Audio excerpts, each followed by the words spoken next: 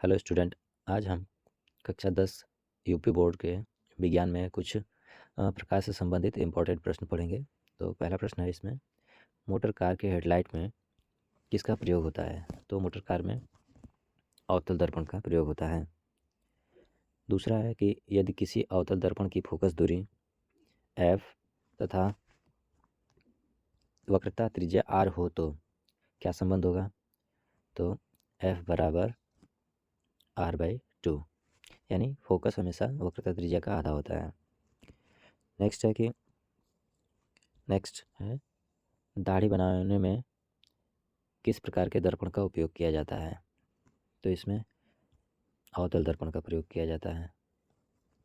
फिर नेक्स्ट है कि गोलीय दर्पण में फोकस अंतर एवं वक्रता त्रिज्या के बीच संबंध। तो इसमें भी हो जाएगा फोकस बराबर r/2, वक्रता त्रिज्या का आधा होता है फोकस। फिर नेक्स्ट है कि काल्पनिक प्रतिबिंब होता है।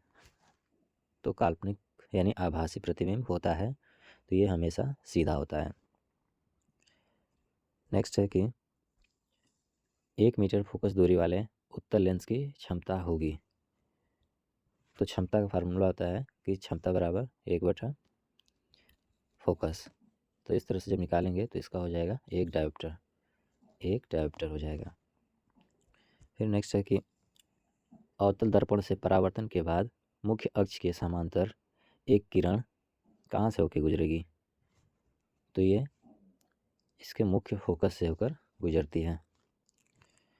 फिर नेक्स्ट है कि किसी दर्पण से वस्तु को कहीं भी रखने से वस्तु के बराबर आकार का सीधा प्रतिबिंब बनता है तो दर्पण होगा। तो इसमें दर्पण हो जाएगा समतल दर्पण। फिर इसके आगे है कि किसी उत्तल लेंस की फोकस दूरी हमेशा होती है। तो फोकस दूरी हमेशा पॉजिटिव होगी उत्तल लेंस में। फिर नेक्स्ट है कि किस लेंस के द्वारा सिर्फ काल्पनिक प्रतिबिंब बनता है? किस लेंस के द्वारा सिर्फ काल्पनिक प्रतिबिंब बनता है? तो हो जाएगा अवतल लेंस। नेक्स्ट है कि प्रकाश के अपवर्तन के कितने नियम हैं?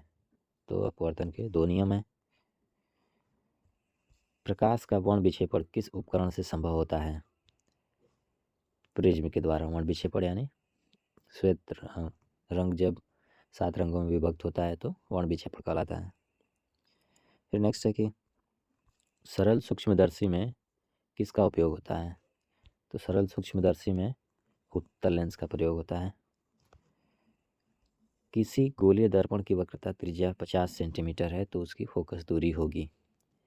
तो वक्रता त्रिज्या का आधा होता है फोकस, तो इसलिए यहाँ वक्रता त्रिज्या 50 है तो फोकस हो जाएगा 25 सेंटीमीटर। नेक्स्ट है कि 1 मीटर फोकस दूरी वाले उत्तल लेंस की क्षमता होगी। तो इसकी क्षमता हो जाएगी एक डायोप्टर। किस दर्पण से वस्तु का बड़ा प्रतिबिंब बनता है? तो इसमें हो जाएगा अवतल दर्पण में वस्तु का प्रतिबिंब बड़ा बनता है। प्रकाश का वेग न्यूनतम होता है, तो अधिकतम तो होता है निर्वात में और न्यूनतम होगा कांच में। फिर नेक्स्ट है कि निम्न में से कौन सा पदार्थ लेंस बनाने के लिए प्रयुक्त नहीं किया जा सकता? तो इसका उत्तर हो जाएगा मिट्टी। फिर है कि 4 डायोप्टर वाले अवतल लेंस की फोकस दूरी होगी। तो इसका उत्तर हो जाएगा 25 सेंटीमीटर। फिर नेक्स्ट है कि जब प्रकाश की किरण हवा से कांच में प्रवेश करती है तो मुड़ जाती है। क्यों कहाँ मुड़ जाती है? तो अभिलंब के निकट मुड़ जाती है।